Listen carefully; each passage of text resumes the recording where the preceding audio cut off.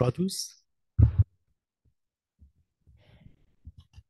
et joyeux Pâques à tous, hein. Nous savons qu'aujourd'hui, pour le monde, malgré tout, c'est encore l'occasion de se rappeler de la mort de Jésus et de la résurrection, de sa résurrection. Et justement, ce matin, j'avais à cœur de parler de ce sujet, en commençant par l'institution de la Pâque juive. Et là, je vais surveiller un petit peu le contexte pour bien comprendre pourquoi pourquoi Dieu a institué cette Pâque, mais surtout pour comprendre pourquoi, en fin de compte, qu'est-ce qu'a subi aussi le peuple juif pendant sa captivité dans le désert.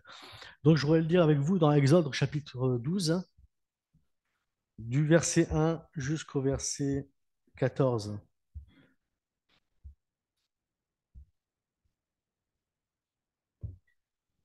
L'Éternel dit à Moïse et à Aaron dans le pays d'Égypte, ce mois-ci sera pour vous le premier des mois et sera pour vous le premier des mois de l'année. Parlez à toute l'assemblée d'Israël et dites, le 10e jour de ce mois, on prendra un agneau pour chaque famille, un agneau pour chaque maison. Si la maison est trop peu nombreuse pour un agneau, on le prendra avec son plus proche voisin. Selon le nombre de personnes, vous compterez pour cet agneau d'après ce que chacun peut manger. Ce sera un agneau sans défaut, mâle, âgé d'1 an. Vous pourrez prendre un agneau ou un chevreau. Vous le garderez jusqu'au 14e jour de ce mois, et toute l'assemblée d'Israël l'immolera entre les deux soirs. On prendra le sang et on en mettra sur les deux poteaux et sur les linteaux de la porte des maisons où le mangera. Cette même nuit, on en mangera la chair rôtie au feu. On la mangera avec des pains sans levain et des herbes amères. Vous ne les mangerez point à demi-cuit et bouillis dans l'eau, mais il sera rôti au feu, avec la tête, les jambes et l'intérieur. Vous n'en laisserez rien jusqu'au matin, et s'il en reste quelque chose le matin, vous le brûlerez au feu.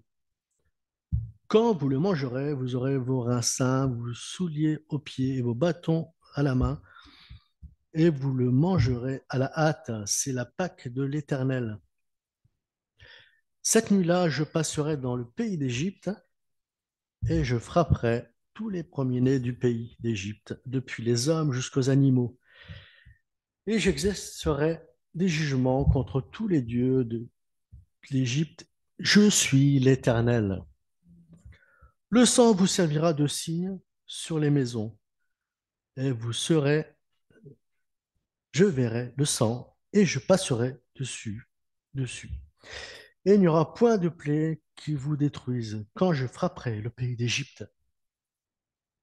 Vous conserverez le souvenir de ce jour et vous le célébrerez par une fête en l'honneur de l'Éternel. Vous le célébrerez comme une loi perpétuelle pour vos descendants. Donc déjà, certains pourraient dire, mais David, qu'est-ce que tu fais là? Pourquoi tu nous parles de la Pâque juive? Qu'est-ce que ça a à voir avec notre Pâque à nous?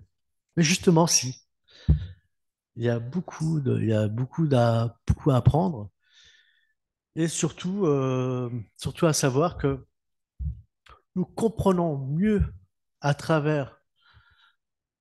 travers justement l'institution de cette Pâque, pourquoi Dieu avait déjà tout préparé, à savoir que le peuple juif, la Pâque, c'était en contrepartie pour fêter la sortie, la libération du peuple juif qui est en captivité depuis environ 430 ans en Égypte. Et ce qui est intéressant dans ce passage, ce qui est intéressant, c'est que ici nous pouvons comprendre qu'à travers ce sacrifice de l'agneau, ce sacrifice, Dieu déjà avait tout préparé. Déjà avait, avant même la fondation du monde, déjà préparé donc, cette, euh, cette institution de la Pâque. Pourquoi? Pour revenir dans le contexte, le peuple juif était en captivité depuis 430 ans, comme je viens de le dire. Et le problème, c'est que le pharaon ne voulait absolument pas les laisser sortir, ne voulait pas les libérer. Vous comprendrez bien pourquoi, parce que c'était de la main-d'œuvre gratuite. Ils étaient esclaves, donc pharaon, enfin, même plusieurs pharaons, ceux d'avant, les utilisaient pour construire ces monuments que nous connaissons encore, qui sont encore existants à l'heure actuelle, les pyramides. Et aussi, ils étaient renommés surtout pour leur intelligence, la- ils étaient très très en avance par rapport à l'époque pour construire ces monuments. Et Pharaon, évidemment, il voulait pas les laisser partir. Et d'ailleurs, donc quand Dieu a demandé à Moïse, d'aller voir Pharaon, évidemment, Pharaon, au départ, savait pertinemment bien que Pharaon ne voudrait pas les laisser partir. Donc avant ce passage-là, Dieu a envoyé 9 plaies. Dieu a envoyé 9 plaies en Égypte. Je ne vais pas tous les citer, mais ce qui est hallucinant, pour moi, c'est incroyable de comprendre le, comment Pharaon était gonflé d'orgueil, comment il persistait dans cette rébellion de ne pas vouloir laisser le peuple juif sortir. Et ce qui est intéressant, c'est que malgré ces 9 premiers fléaux, donc je ne vais pas tous les citer, mais bon, il y a eu les grenouilles, il y a eu les sauterelles, il y a eu la mort du bétail, donc il y a eu aussi les ulcères sur les gens, il y a eu euh, qu'est-ce que j'ai oublié encore? Il y a eu la mer qui a été transformée en, en sang. Et ce qui est intéressant, c'est qu'à chaque fois, Pharaon appelait Moïse pour lui demander à son Dieu de mettre un terme à ces fléaux. Et à chaque fois, Moïse le faisait, donc demandait à Dieu d'arrêter le fléau. Et, de, et, de, et à chaque fois, donc Pharaon faisait la promesse de dire ouais, bon, je vous laisserai sortir. Et puis après, pour finir, il revenait sur sa décision et ne le laissait pas sortir.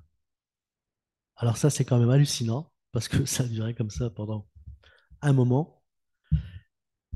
Mais à un moment donné, là, vous savez que la patience de Dieu a ses limites. Dieu a dit, bon, bah, là, maintenant, le seul moyen pour faire, plier Pharaon et qu'il se, pour briser son orgueil, parce qu'il avait un orgueil démesuré, et bien sûr, comme je le disais, il voulait absolument pas plier et pas reconnaître que Dieu, l'Éternel, était le Dieu créateur de l'univers, de toutes choses, et qu'il était au-dessus de toutes ces idoles.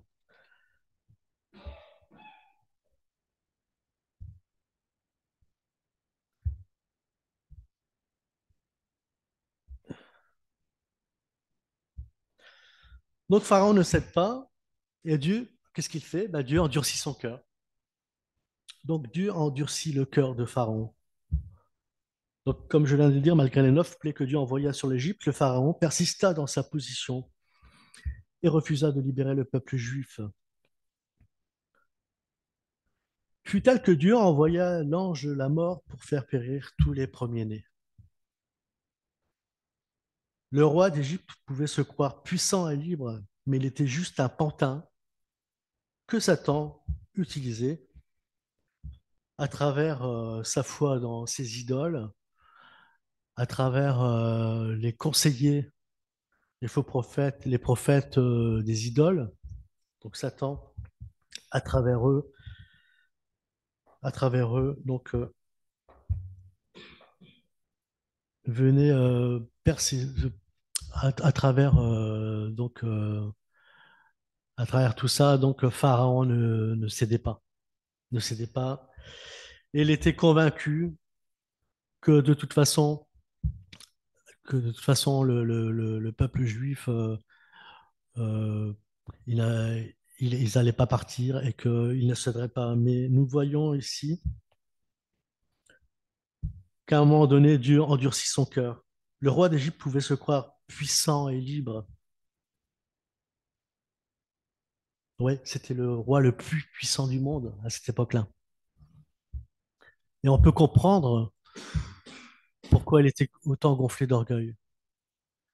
Et ça peut nous faire réfléchir quelque part que quand nous voyons justement ici, avec l'histoire, nous voyons qu'au fil du temps, des, des tyrans, des dictateurs qui se croyaient au-dessus de Dieu, nous voyons comment les conséquences qu'ont eu de tels personnages sur leur peuple, des peuples qui souffraient, des peuples qui étaient souvent disséminés à travers des guerres, qui, euh, tout ça parce que ces personnages se croyaient au-dessus de Dieu.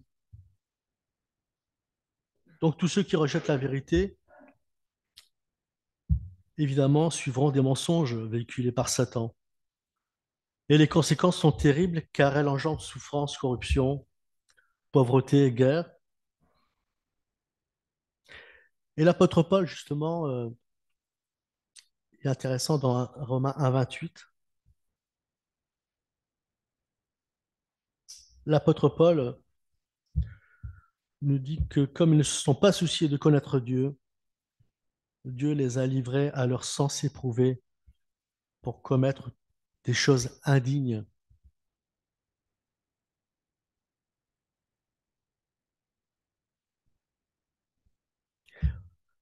Et il y a un autre passage aussi qui est important, qu'on peut comprendre aussi pourquoi Dieu endurcit le cœur, comme il a endurci le cœur de Pharaon. Donc là, dans le passage de Romains 28, nous voyons qu'à partir du moment où délibérément la personne ne cherche pas à connaître Dieu, cherche plutôt à suivre des fables ou à se laisser comment dire, corrompre par des faux raisonnements véhiculés par des idoles, hein. Bon, on peut le voir aussi de nos jours ici avec le New Age, hein. Derrière le New Age, il y a de l'idolâtrie aussi, hein, donc à travers l'adoration de Mère Nature. Et on voit que la vie humaine, à travers cette idéologie, cette secte, la vie humaine n'a pas grande valeur. Et c'est là que nous pouvons constater les conséquences terribles, du fait de se détourner de Dieu, parce que Dieu, après, livre ces gens-là à leur penchant de leur cœur, à leur idéologie, à leur philosophie. Et il y a un passage aussi qui peut nous interpeller aussi, c'est quand l'apôtre Paul dit aux 2 Thessaloniciens, chapitre 2, versets 11 et 12. Aussi Dieu leur envoie une puissance d'égarement pour qu'ils croient au mensonge, afin que tous ceux qui n'ont pas cru à la vérité, mais qui ont pris plaisir à l'injustice, soient condamnés. Dieu envoie une puissance d'égarement. Donc c'est Dieu qui le permet. Dieu permet à tous ceux qui rejettent la vérité. La vérité, c'est quoi? Ben, c'est-à-dire qu'il faut mettre sa foi en Jésus, premièrement, se repentir de ses péchés, reconnaître que nous sommes pécheurs, mais surtout reconnaître qu'il n'y a qu'un seul Dieu créateur, et qui ont pris plaisir à l'injustice soient condamnés. Donc là, justement, avec le Pharaon prenait plaisir à l'injustice. parce qu'il voulait continuer à exploiter le peuple juif. Pharaon voulait continuer à adorer toutes ces idoles et il voulait surtout que le peuple juif continue aussi à adorer ces idoles. Et c'est ça qui est intéressant, c'est qu'à un moment donné, Dieu a dit, maintenant, basta, c'est tout. Je ne veux plus que mon peuple adore ces faux dieux, ces idoles.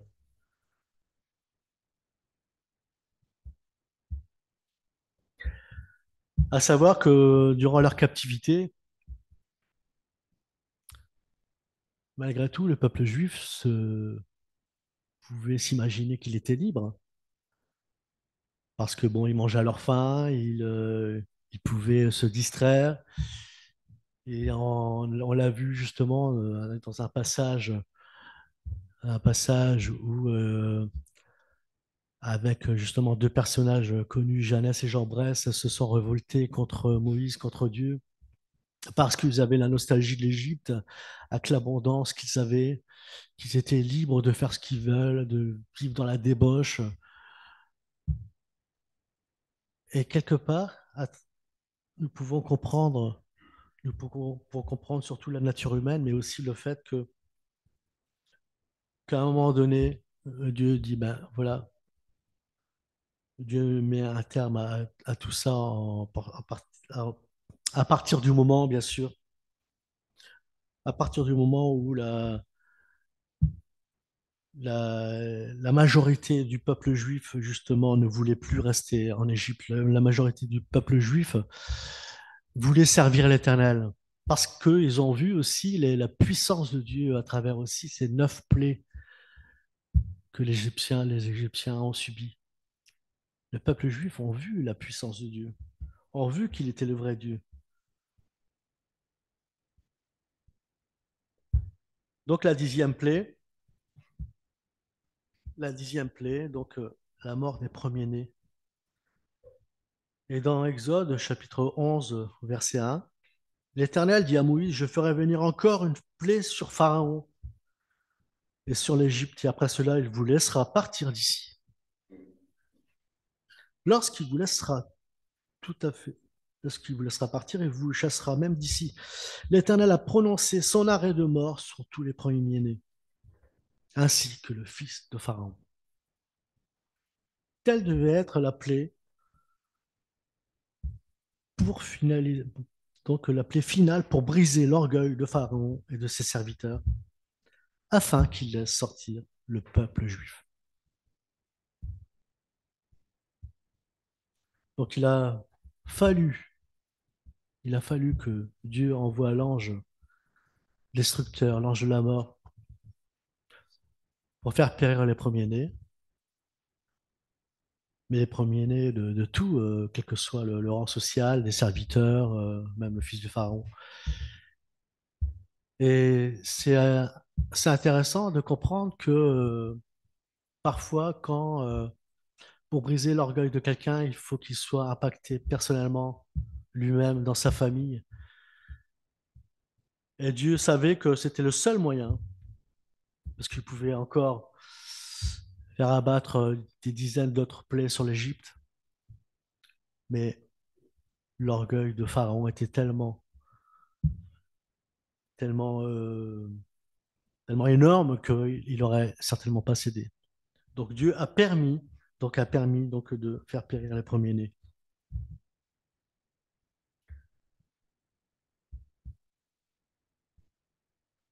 Donc il y a aussi un passage, enfin, on l'a déjà lu, donc dans Exode 12, 22, vous prendrez ensuite un bouquet d'hysope, vous le tremperez dans le sang qui sera dans le bassin, et vous toucherez les linteaux et les poteaux de la porte avec le sang qui sort dans le bassin. Nul de vous ne sortira de sa maison jusqu'au matin. Quand l'Éternel passera pour frapper l'Égypte et verra le sang sur les linteaux et sur les deux poteaux, l'Éternel passera par-dessus la porte et ne permettra pas aux destructeurs d'entrer dans vos maisons pour frapper. Donc vous obtiendrez cela comme une loi pour vous et pour vos enfants à perpétuité. Quand vous serez entrés dans le pays que l'Éternel vous donnera selon sa promesse. Donc là, nous voyons que Dieu déjà avait tout prévu pour épargner, sauver le premier-né du peuple juif à travers ce sang de l'agneau qui serait la marque, qui serait le sceau de la protection que Dieu donne à son peuple. Le sang de l'agneau peint sur linteau et poteau des poteaux préfigure le sacrifice de Jésus-Christ sur la croix et son sang qui a coulé pour que nous puissions être sauvés et pardonnés de nos péchés. Dieu manifeste ainsi sa justice et la nouvelle alliance et la nouvelle Pâque pour le monde. Donc déjà, cette préfiguration, Dieu déjà l'avait préparée pour nous qui sommes sous la nouvelle alliance. C'est pour ça que connaître et comprendre la Pâque juive est important, parce que nous voyons que Dieu déjà a manifesté sa puissance, sa grandeur, mais aussi le fait qu'il avait déjà tout préparé avant la fondation du monde.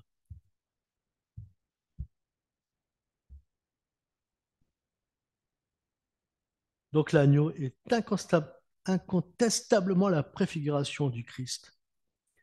Cette merveilleuse vérité nous est présentée dans le passage de 1 Pierre au chapitre 1, verset 18.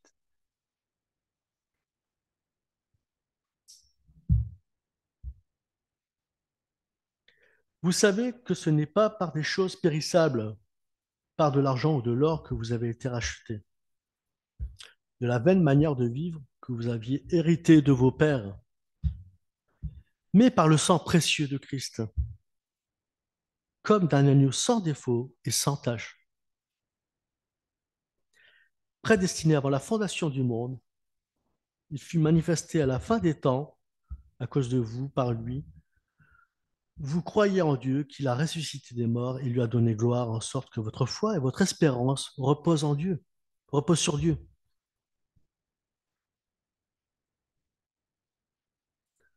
Donc ce n'est pas par des choses périssables, par de l'argent ou de l'or. C'est bien plus que ça.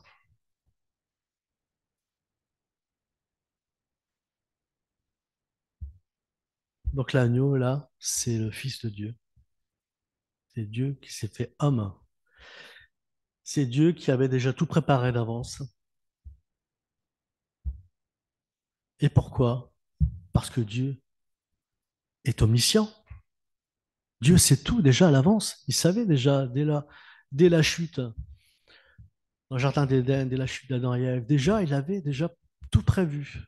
Déjà, il avait déjà son plan qui était préparé pour nous libérer, pour nous sauver, comme le peuple juif hein, qui ont été libérés de l'esclavage. Mais nous, cette Pâque pour nous représente le fait que grâce au sang de Jésus, nous sommes évidemment sauvés par dès lors, bien sûr, où nous sommes approchés de Dieu avec un cœur repentant, dès lors où nous avons compris que nous sommes rien, que nous sommes humiliés, que nous avons plié le genou,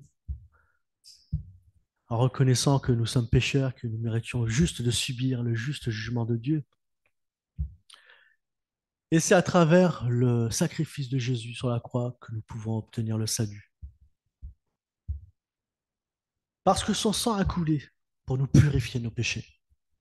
Et c'est par son sang que nous pouvons obtenir aussi la justification. Par son sacrifice et sa résurrection, Jésus nous donne la justification et la réconciliation.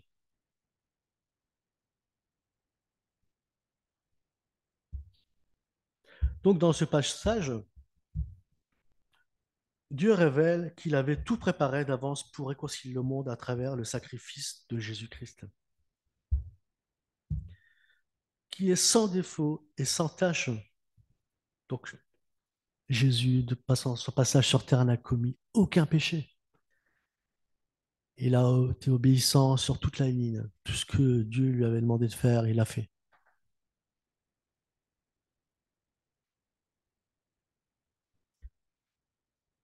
Donc Jésus était déjà prédestiné avant la fondation du monde, ce qui révèle surtout sa divinité.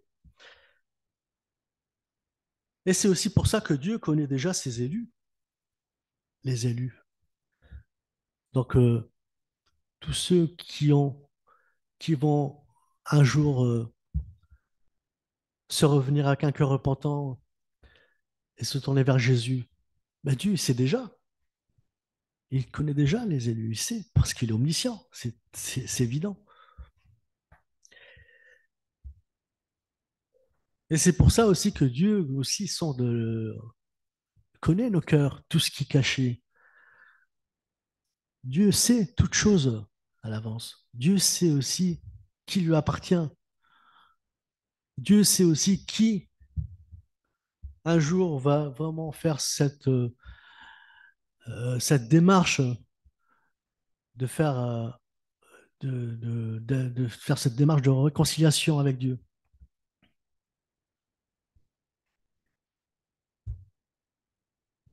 1 Corinthiens 1, 5, 7, l'apôtre Paul, donc l'apôtre Paul dit aux Corinthiens, faites disparaître le vieux levain afin que vous soyez une pâte nouvelle puisque vous êtes sans levain. Car Christ, notre Pâque, a été immolé. Célébrons donc la fête non avec du vieux levain, non avec un levain de malice et de méchanceté, mais avec les pains sans levain de la pureté et de la vérité.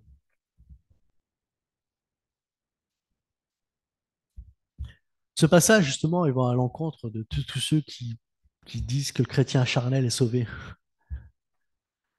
C'est tellement évident, je pense qu'il faut être un peu aveuglé pour ne pas comprendre ce passage. Mais Paul le rappelle aux Corinthiens qu'ils ne doivent plus se comporter suivant leur nature charnelle. Donc quand on parle du levain, le levain, ben, c'est quoi? Ben, c'est justement c'est le péché. C'est le péché, la nature charnelle que Satan justement utilise pour pour nous faire désobéir à la volonté de Dieu. L'enfant de Dieu, étant une nouvelle créature et rempli de l'esprit, est libre de marcher, portant du fruit digne d'un disciple de Christ.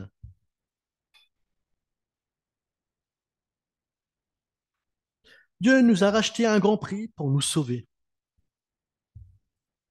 et nous libérer des idoles et de l'esclavage du péché, comme les Juifs en Égypte. Donc, si Dieu a libéré le peuple juif de l'Égypte, c'était pas pour justement qu'ils continuent à vivre selon les coutumes et les rites du peuple égyptien, donc avec leurs idoles, leurs débauches. Si Dieu a voulu les faire sortir, il aurait très bien pu, dans ces cas-là, il aurait dit, ben, vous restez en Égypte, mais vous m'adorez. Évidemment, ça ne se passe pas comme ça. Nous voyons ici, même dans notre monde, bon, ici, c'est différent parce qu'on est sur une nouvelle alliance, donc on a l'Esprit de Dieu aussi qui nous guide et qui nous permet de pas justement nous laisser demeurer esclaves du péché. Mais ce qui est intéressant, c'est que aussi la sortie du peuple juif d'Égypte, c'est aussi sa préfigure pour nous qui sommes croyants, qui sommes disciples de Christ, de nous séparer du monde, de nous séparer de tout ce qui n'appartient pas à Dieu, toutes ces convoitises, tout ce qui peut qui ne plaît pas à Dieu. Et souvent, moi, je me dis, mais comment un chrétien ne peut pas ne dit qu'il n'attend pas le retour de Jésus parce qu'à partir du moment où il voit tout ce qui se passe ici dans le monde, la banalisation la banalisation plein de péchés, hein. Je ne vais pas rentrer dans les détails, mais bon, déjà, bon, l'avortement, la banalisation de l'homosexualité, tout ce que, bien sûr, tout ce qui est en abomination avec les commandements de Dieu. Donc là, nous voyons ici aussi le fait, aussi la rébellion que le monde a envers Dieu. Comment un chrétien n'a pas cette espérance du retour de Jésus. Et ça, c'est souvent une question que je me pose. Enfin, une question que je me pose, mais en réalité, après, s'il n'a pas cette espérance et s'il vit délibérément dans le péché, bon, évidemment, après, on peut clairement remettre en doute sa nouvelle naissance.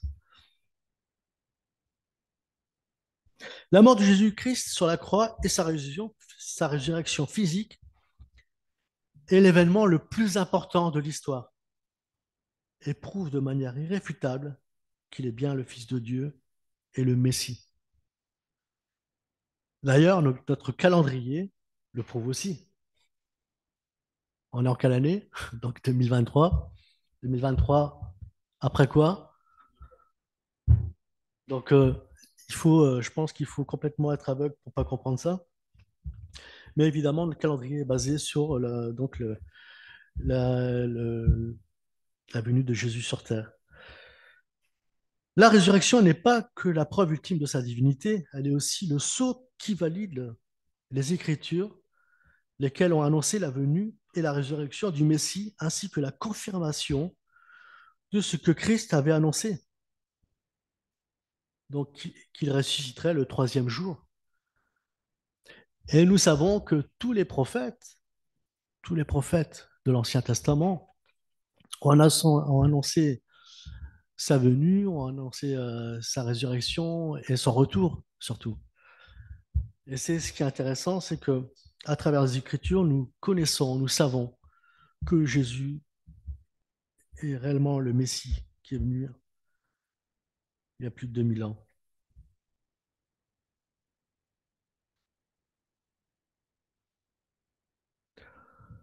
Donc ça, on peut lire dans Jean 2, verset 19. On a un peu de temps.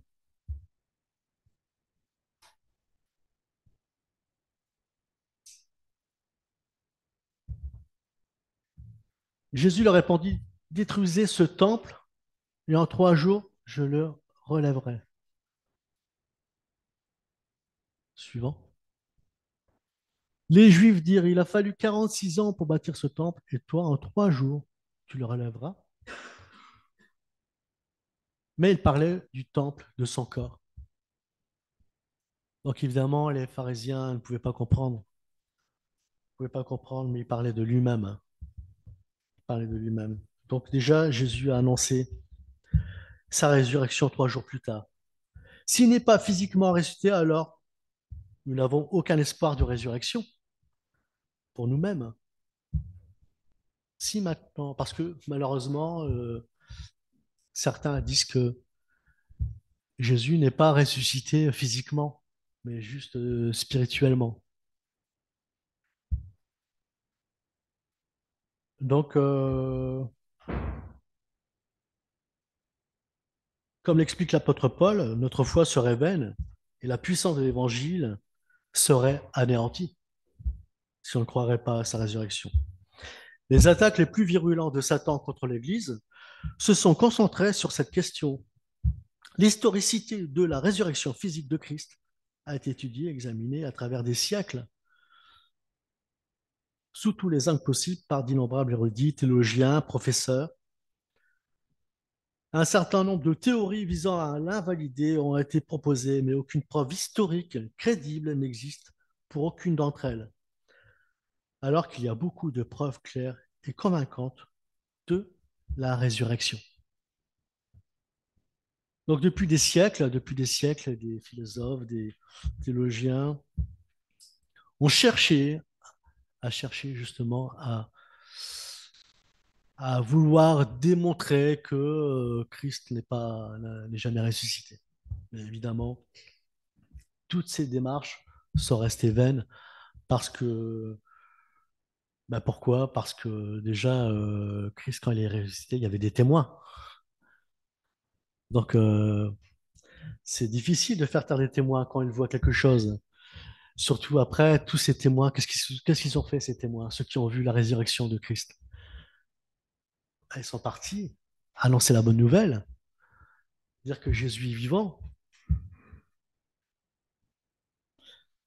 Donc l'importance qui s'y attachait les apôtres est également une preuve de la résurrection de Jésus. Le passage clé à ce sujet est 1 Corinthiens 15. Dans ce chapitre, l'apôtre Paul explique pourquoi il est crucial de comprendre et de croire à la résurrection. Il nous donne les raisons suivantes. Si Christ n'est pas resté, les croyants ne ressusciteraient pas non plus. Donc on n'aurait pas cette, cette espérance. Alors, lors de l'avènement de notre Seigneur, on restera dans le trou. Deuxièmement, si Christ n'est pas ressuscité, son sacrifice pour le péché ne serait pas suffisant. Donc la résurrection de Jésus est la preuve que sa mort a été agréée par Dieu pour l'expiation de nos péchés. S'il était resté mort, cela aurait prouvé que son sacrifice n'avait pas été jugé suffisant. Par conséquent, les croyants ne recevraient pas le pardon des péchés et resteraient morts également. Et n'auraient pas la vie éternelle aussi. Mais en réalité, Christ est ressuscité précédant ainsi ceux qui sont morts.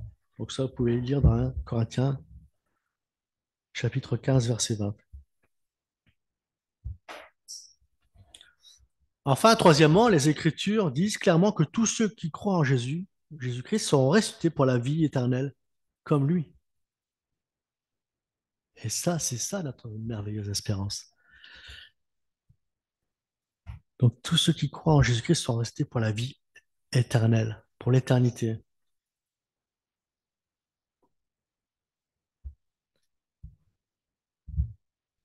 Donc la résurrection de Christ prouve sa victoire sur le péché et nous donne le pouvoir de vivre une vie victorieuse. Ça, vous pouvez lire dans 1 Corinthiens 15, 24. Donc, une vie victorieuse. Comme nous sommes libres du péché, nous ne sommes plus esclaves. Vous êtes bien d'accord? Donc, nous pouvons avoir une vie de liberté en Christ, parce que nous avons aussi l'Esprit de Dieu qui nous aide dans cette démarche, qui nous guide dans la sanctification. C'est pour ça que pour ceux qui se disent chrétiens charnels, pour eux, c'est difficile, c'est utopique de vivre la sanctification. Ben, parce qu'ils n'ont pas l'Esprit de Dieu. Ils ne sont pas les nouveaux, vu qu'ils sont encore esclaves du péché.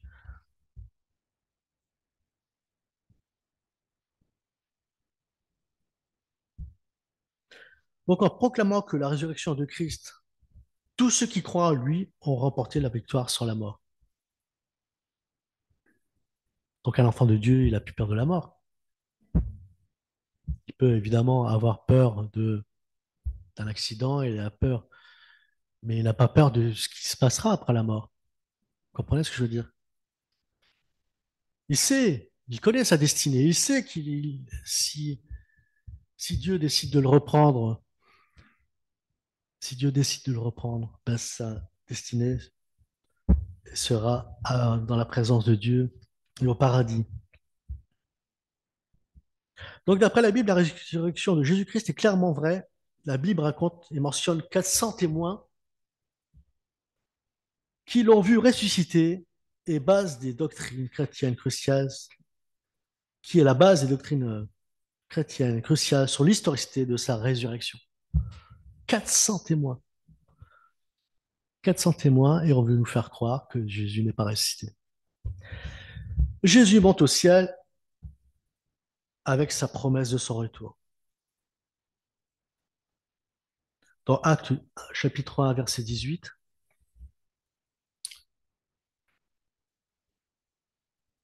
mais vous recevrez une puissance, le Saint-Esprit survenant sur vous, et vous serez mes témoins à Jérusalem, dans toute la Judée, dans la Samarie, jusqu'aux extrémités de la terre.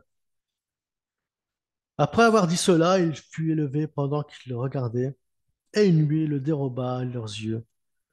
Et comme ils avaient des regards fixés vers le ciel pendant qu'ils s'en allaient, voici deux hommes vêtus de blanc leur apparurent et dirent, Hommes galiléens, pourquoi vous arrêtez-vous à regarder au ciel? Ce Jésus qui a été enlevé au ciel du milieu de vous viendra de la même manière que vous l'avez vu allant au ciel. Donc ces 400 témoins ont vu ces deux anges leur dire que Jésus allait revenir de la même manière. Si nous choisissons de célébrer la fête de Pâques, nous ne devons pas laisser cet événement la remplacer par des traditions mondaines. Comme nous pouvons le voir, hein, aujourd'hui, les gens fêtent, le monde fête Pâques, mais Pâques, c'est la fête du printemps. Donc, on offre des œufs en chocolat, des petits lapins, on fait un bon gueuleton en famille, un gueuleton bien arrosé, bien sûr, hein, il ne faut surtout pas oublier l'alcool. Et voilà, Pâques de nos jours se résume à cette tradition. Certains se rappellent que c'est une tradition chrétienne, mais pour nous qui sommes enfants de Dieu, nous savons que cette Pâques, nous la fêtons tous les jours. Amen. C'est pas seulement aujourd'hui. Pour nous, c'est Pâques tous les jours. Tous les jours, nous remercions le Seigneur pour nous avoir envoyé son Fils Jésus mourir sur la croix, pour porter nos péchés, et surtout qu'à travers son sacrifice parfait, nous puissions avoir à obtenir la vie éternelle, mais aussi être libre et vivre en enfant de Dieu, libre, libre du péché, libre de tout faux raisonnement, libre de toute secte, de tout raisonnement sectaire, mais surtout avec cette merveilleuse espérance du retour de notre Sauveur. Amen. Soyez bénis.